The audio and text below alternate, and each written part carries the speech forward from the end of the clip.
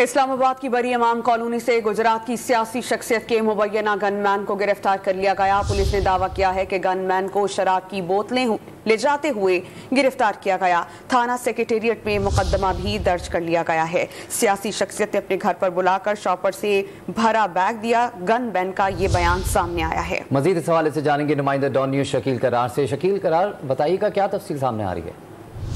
यहाँ एक पुलिस ने एक शख्स को पकड़ा जिसका नाम मोहम्मद जमान है और उसने दावा किया कि गुजरात की शख्सियत है जिसके लिए वो पार्टी के एहतमाम करता था और शराब उसी की है और उसके पास कब्जे से 3 बोतलें शराब लिखी जो गैर मुल्की थी। पुलिस ने मुकदमा दर्ज कर ध्यान रिकॉर्ड कराया। इसके 134 बयान में उसने इस बात का दावा किया है कि सियासी शख्सियत के जो गनमैन है उसके साथ मिलकर ये काम करता था और 10 साल से उसके साथ काम कर रहा हूँ और बोतलें भी जो है शराब की वो सारी की मंगवाई थी और अपने घर उन्होंने शाहपुर जो है वो दिया था। और ने कहा कि पंजाब हाउस में जो पैसे हैं वो देने को कहा। इसी तरह जो बाकी जो इंतजाम है वो भी मैं करता था 10 साल से और शराब भी है उसके मेरा ताल्लुक नहीं है। ये तमाम जो है वो 10 के लिए करता था। ठीक है शकील करार, आपने तफसीलन आका की, आपका शुक्रिया।